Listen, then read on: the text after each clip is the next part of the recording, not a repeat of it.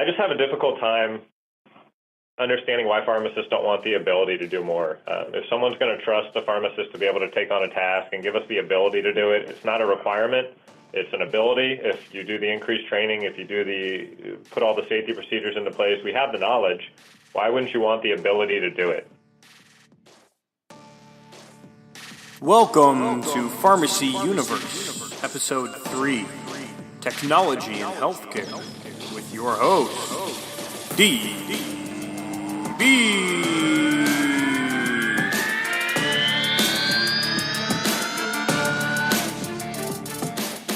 Hello everyone, and welcome to Pharmacy Universe. You are here because you are curious to learn and engage in the profession of pharmacy and its potential advancements, but you also know that your current thoughts, knowledge, and execution are not being maximized. So our goal with this platform is to socially educate and engage the world about #pharmacy by introducing you to ideas, people, and stories to help you maximize your engagement, understanding, and hopefully to inspire you to take action. Today's guest is an amazingly talented and influential thought leader who hails from Boca Raton, Florida. He began his career outside of healthcare as a registered NASDAQ representative, buying and selling stocks, and was even selected as Rookie of the Year. Currently, he serves as the Director of Regulatory Affairs for Cardinal Health, and has more than 15 years of experience in pharmacy, including positions as the VP of Operations for Telepharm and manager roles with Walgreens and Target. He was appointed to the Texas State Board of Pharmacy Task Force on Pharmacy Technician Practice, and his presence was so impressive at one of the meetings, he was later approached and offered a position to become the Director of Strategic Alliances for the Pharmacy Technician Certification Board. During his time, he served on the Texas E-Health Committee and has testified before the Texas Senate and House of Representatives Public Health Committee in support of advancing the pharmacy profession. He's a graduate of the University of Miami with a bachelor's degree in health science and also earned a doctorate degree in pharmacy from the University of Texas. He's a sports fan, a world traveler, and one of the influential minds within pharmacy. Please help me in welcoming Dr. Adam Sessler.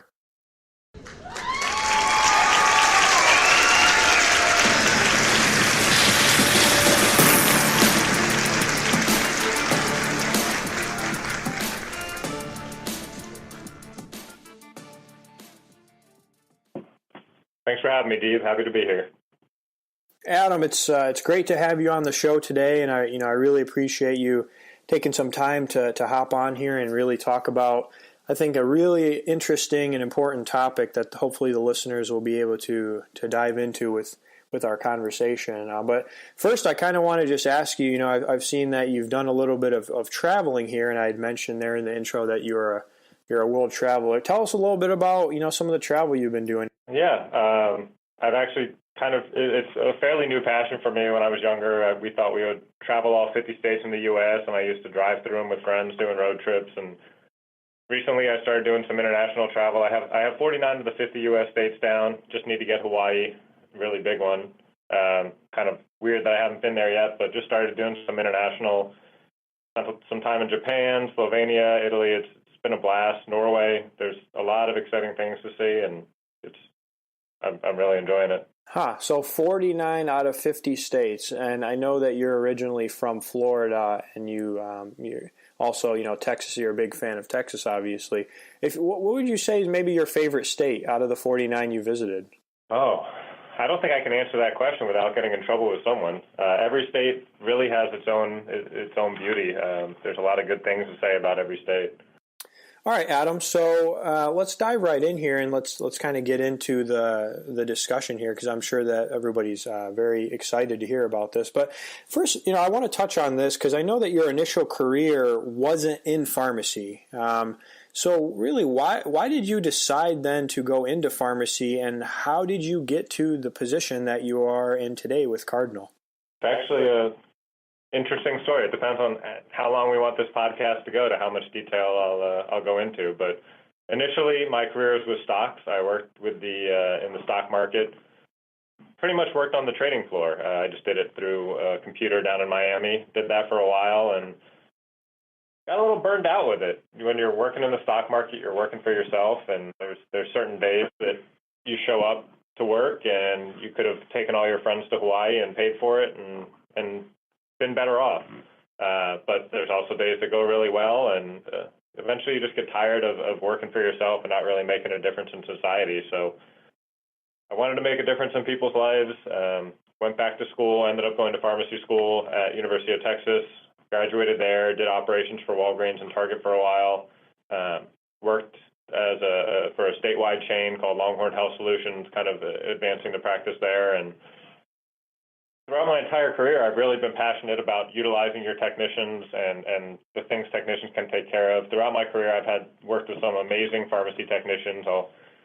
I'd give some shouts out, but if I forget any of them, I think they'll get mad at me. But I think I can say I was successful in my role at retail pharmacy because of having strong technicians there helping me through. And I went to the board of pharmacy one time to kind of advance the role of the technician. Never knew what I was doing. Didn't really know what I wanted to do. I just knew I wanted my technicians to be able to do more. They sat there and asked me questions for about an hour, and after that, I found out that PTCB was in the audience, and they thought I did a good job, and spoke to some of the other people I knew and asked me if I'd be interested in interviewing. I never thought anything about a regulatory affairs position, or it was something that I'd be interested in or do well at, but they did a couple interviews with me. I offered to fly me out to D.C. to do an on-site interview, and I thought, hey, free trip to D.C. There's no way I'm getting this job, but at least I can go visit and see some of the sites. And I ended up getting a job offer, and the kind of rest is history now. Yeah, so basically, I think some of the moral of the story was that you weren't afraid to try something new and really, challenge yourself. Like you said, you had gone to that board of pharmacy meeting, thinking through. You really maybe weren't very sure what was going to happen at the board of pharmacy meeting, but ended up being really passionate about the topic and landing there. And now, of course, if we fast forward now, I would say with the experience you've had, I'd consider you a regulatory expert, and now, especially with Cardinal in telepharmacy and telehealth. So can you kind of explain, from your perspective now, what exactly is this concept of telepharmacy, and why should people be paying attention to this? Why is this an important thing? I'll kind of start with what telepharmacy isn't, because I hear it all the time when people say telepharmacy, they think internet pharmacy, and telepharmacy is absolutely not internet pharmacy. What telepharmacy is remote supervision of a pharmacy technician. So it's really allowing pharmacists to expand their reach into areas they weren't able to reach into before. Think of anywhere you've ever wanted to have a pharmacist but said, hey, we just can't put a pharmacist there. The price of having a pharmacist or the volume of having a pharmacist just really doesn't suffice. Telepharmacy allows the pharmacist to have the same penetration, to do the same things they're doing today, just in areas that they weren't able to before through remote supervision of pharmacy technicians. And I think it's really becoming a prevalent topic nowadays because of access to care. Pharmacists are one of the most trusted providers. They're the most accessible providers, and it's becoming more and more evident the difference a pharmacist can make in a patient's life just from an interaction with the pharmacist through medication adherence, through medication management, through management of side effects, just as a primary source of access. It's really a huge difference maker in patients' lives and a decreaser of overall healthcare costs. And I think any way we can increase access to a pharmacist is starting to be preferred. Right. So so you're kind of explaining this as the pharmacist is not actually in the pharmacy, just to kind of help, get some perspective here. So the pharmacist is actually remote. They're not in the pharmacy, and they're still being utilized to check the prescriptions from a distance, counsel patients. So how does that work? If a patient comes into the pharmacy who's been used to talking to someone in X, Y, and Z, they're used to the traditional model. I guess how would the pharmacist talk to the patient? Yep, think of it the same way. A pharmacist today, if you're giving a patient an immunization, you're not standing next to your pharmacy technicians. They're still continuing to do the jobs they're doing. I think the old school thought of pharmacist and pharmacy technician is, I can look left and see a technician, I can look right and see a technician, and that's it. I can't supervise anyone else. And our roles have changed significantly when you're counseling a patient, your technicians are still working. We have the technology today that you can supervise a technician through cameras and videos and audio surveillance. And that's really what telepharmacy is. It's the ability for a pharmacist to supervise a pharmacy technician from a distance. The second part of your question, can you repeat that? Yeah, it was if a patient comes into a pharmacy and is maybe used to sitting down or talking to a pharmacist or being educated, how would they actually receive the counseling or the education then from a pharmacist?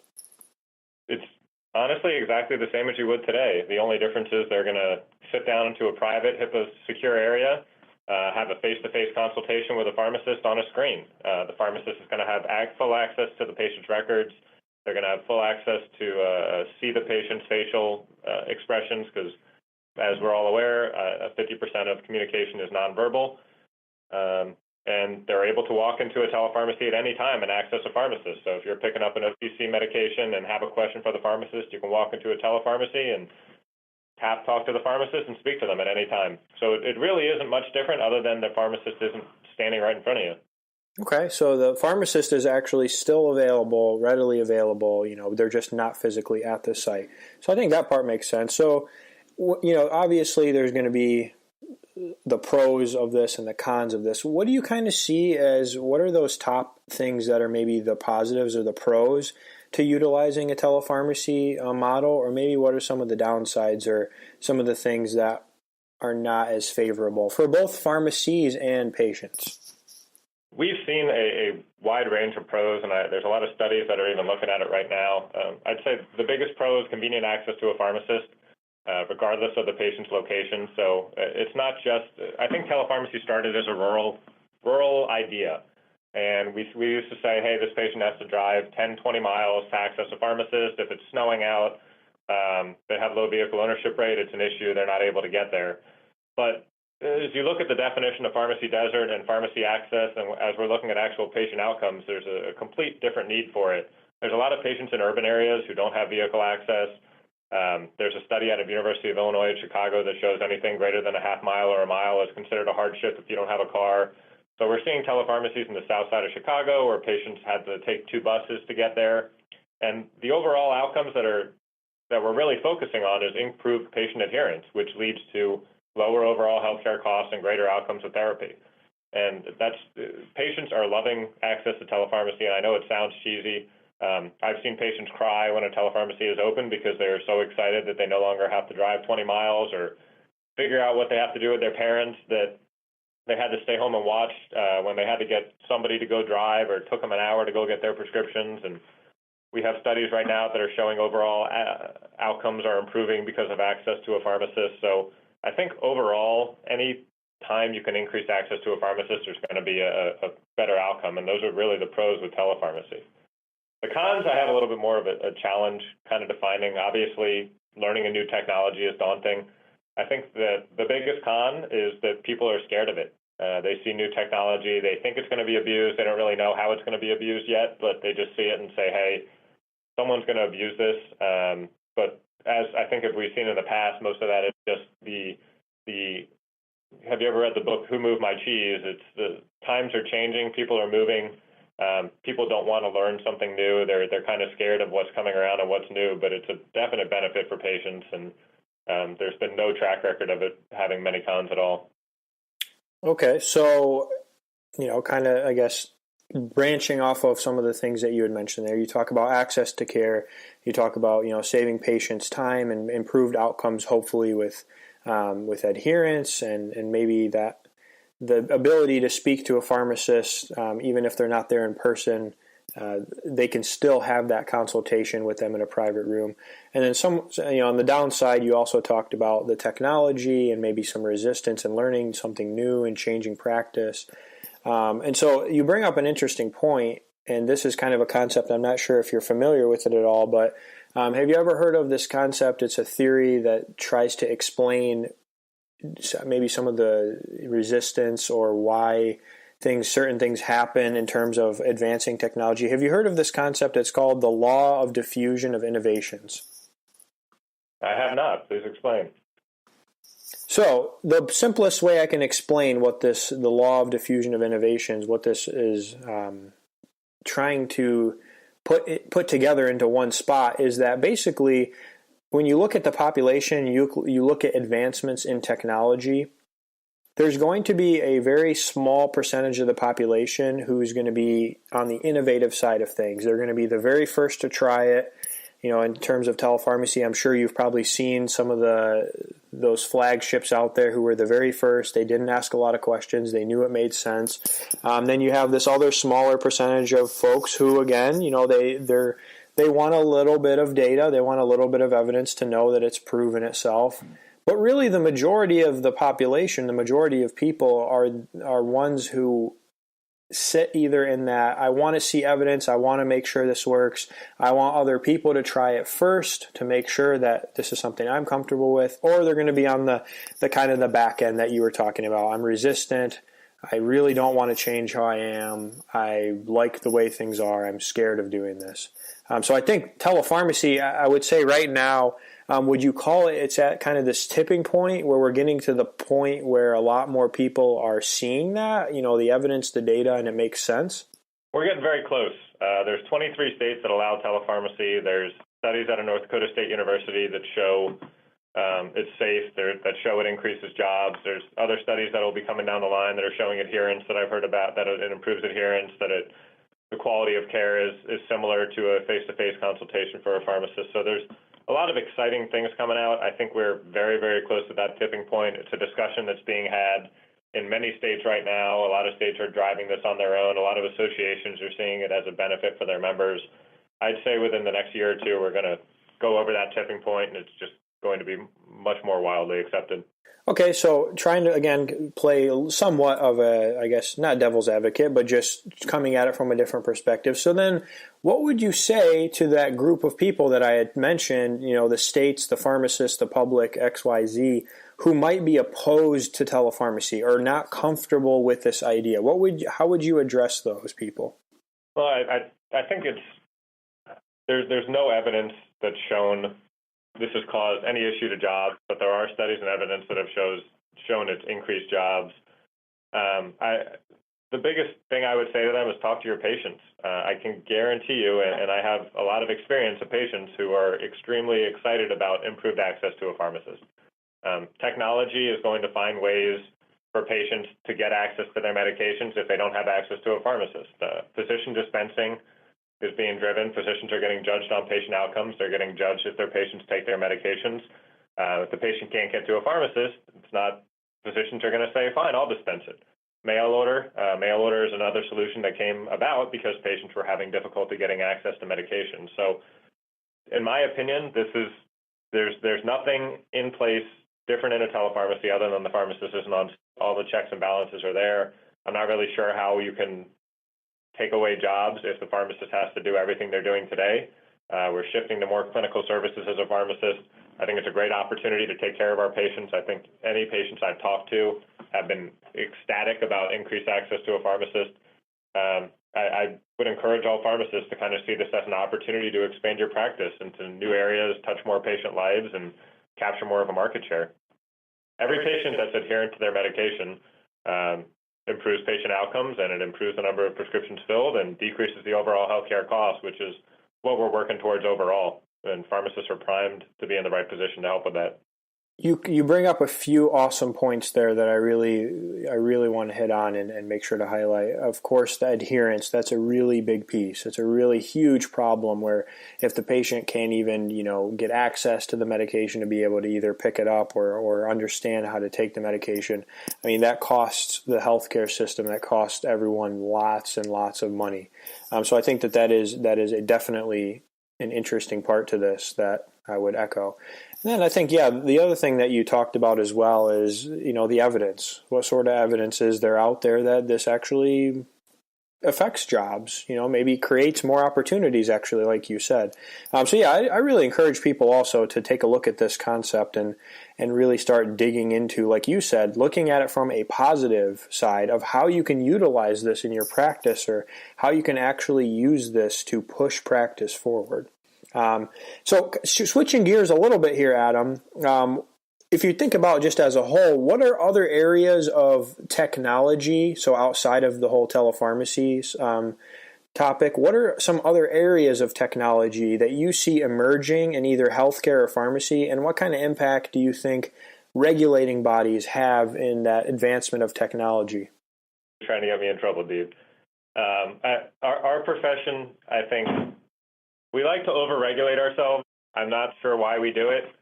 You look at any other healthcare professional, and they don't put as many restrictions on themselves. And I feel like I have this discussion with pharmacists all the time. And why do we insist on telling ourselves what size the font has to be on the name tag that we have to wear at work every single day? We're healthcare professionals. Why can't we use professional judgment to do it? So the regulatory question, I would love to see us expand our kind of free up the regulations a little bit. I know there's exciting things coming out of Idaho. I think pharmacist prescriptive authority is going to catch on and spread pretty wildly. It doesn't make sense not to. I know the point of care testing for flu and strep, if you walk into a pharmacy and you can get a flu test without having to make a doctor's appointment, the CLIA test will tell you whether it's positive or negative, and you can go home with Tamiflu if you have the flu and get over-the-counter recommendations for products within minutes without having to make an appointment or go to work and spread it to everybody else. The savings there are going to be enormous for healthcare, but there's tons of exciting things coming down. Tablet recognition software is coming down to decrease errors where it can actually read the imprint of a tablet. Pharmacogenomics is still, we've been hearing about pharmacogenomics for years. I imagine it's still in its infancy as far as what we're going to be able to do with that. 3D drug printing is a reality. There's companies out there that do it. And even the concept of drone delivery, if that's going to happen or not, and how they can get past all the FAA restrictions. And again, it's an improving access to patient care. So it's an exciting time for pharmacy. I think technology is really changing the way we're going to look at delivering care to our patients. Yeah, I agree, Adam. And I think embracing the technology, utilizing it, to provide either more safe practice, or utilizing it to also just figure out how to make things safer for patients, how to make things more convenient, and also the cost. I think the cost is really a big one. And if we can figure out ways to creatively utilize technology, I'm not sure if you mentioned this at all, but you didn't talk about artificial intelligence at all, did you? That's a very interesting concept that there's a lot of arguments on both sides of it, whether it's good or bad. Yeah, so artificial intelligence is one of the areas that I've been somewhat interested in, and so I think that's maybe another one for people to start thinking about. I could say, hey, Alexa, what kind of side effects does my amoxicillin have? And wouldn't that be kind of an interesting way to, provide patient education through those routes? So, Adam, if you had a magic wand, and you could improve one thing in pharmacy, what would it be and why? I think that's an easy question. It'd be for us to stop fighting ourselves for expanded duties. I just have a difficult time understanding why pharmacists don't want the ability to do more. If someone's going to trust the pharmacist to be able to take on a task and give us the ability to do it, it's not a requirement. It's an ability. If you do the increased training, if you put all the safety procedures into place, we have the knowledge. Why wouldn't you want the ability to do it? As a pharmacist, if you don't have to provide these services, but if you have the ability to provide services for your customers and you want the ability to take care of more people and you want the ability to improve patient outcomes, I think we should be coming together and grabbing onto that and doing as much as we possibly can, because that's honestly why we all became pharmacists. I became a pharmacist to make a difference in patients' lives. I didn't become a pharmacist for any other reason. Otherwise, I'd still be trading stocks. And the greater ability I have to do that, the happier I am. Yeah, you bring up a really great point there, and that's one of the trends that I've noticed as well is just kind of the different voices in pharmacy. And we have an abundance of different voices, from the associations to the boards to technicians now, and pharmacists and student pharmacists, colleges of pharmacy, right? So we have just all these different players in the game who are sometimes on the same page, sometimes not on the same page. And you're right. I think at the end of the day, we do need to band together and figure out how are we going to move the entire profession forward. So I really like that answer.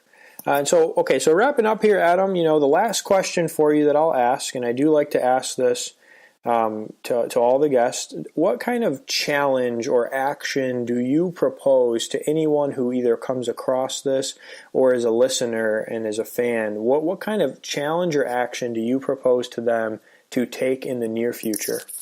Oh, I think that's an easy one because it's something I never did as a student, and it made a big.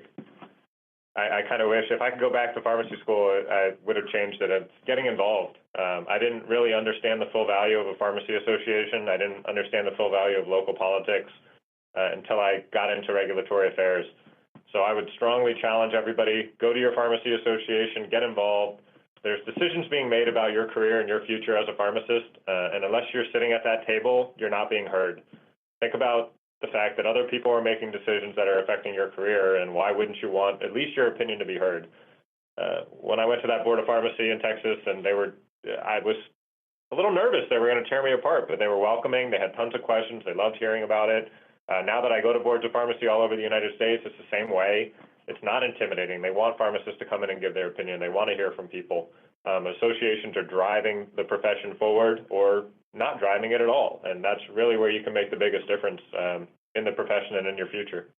I would echo you, and I think that that's wonderful insight to give to anyone. And even, student pharmacists especially, but I think anyone, even if you're 30 years in, you're 25 years into practice, I can't agree more with what you said, just being involved and being at the table. Because if you're not at the table, I mean, the old saying is you're on the menu. And so like you said, decisions are being made whether you're there or you're not.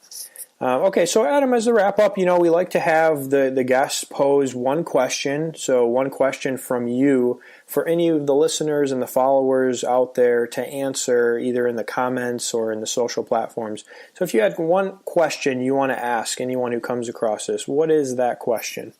So we talked a little bit about rural pharmacy deserts and how there's urban and rural pharmacy deserts, but I think a lot of people they completely underestimate the rural pharmacy deserts in America. So if you were looking at a rural pharmacy desert in the U.S., how many would you say there are? And that's defining a rural pharmacy desert as a town that's more than 10 miles from their closest pharmacy. So how many towns in America, which are rural pharmacy deserts, are more than 10 miles from their closest pharmacy? All right, you heard it here. Adam is challenging you to do a little bit of homework after you listen to this, and we can provide the answer for that coming up with the post. So Adam, I want to thank you very much for your time and energy and effort, and I think we had a wonderful conversation, and I loved your insight in hearing about this. What I think also is an extremely important topic in healthcare and in pharmacy. So I appreciate you coming on here, and I really thank you again for your time. It was a pleasure talking to you. Adam's insight, his leadership, and his experiences within pharmacy, especially the regulatory and the advancing technologies, are extremely fascinating, and I think a lot of people will hopefully learn from his perspective of what he's seen gone on throughout his career and even moving forward. I think he's completely right. If you're not at the table, you're going to be on the menu, and I encourage each and every one of you also to really have a voice and have a say, even if it's non-pharmacy. If you're in pharmacy, if you're in healthcare, if you're in any field out there, be sure to have a voice wherever it is you decide to take your career. You can find Adam on his LinkedIn page and reach out to him that way if you'd like. I'm sure he'd be happy to interact with you and answer some questions that you have from the podcast. And again, you can find us at Pharmacy Universe on our Facebook page, our Twitter, and our LinkedIn accounts. And our website is very close. It's almost there. I know I keep you guys hanging a little bit, but we're working on the website, and that will be out soon. So drop your comments in the section below. And until next time, Pharmacy Universe, your host, signing off, D. Bede.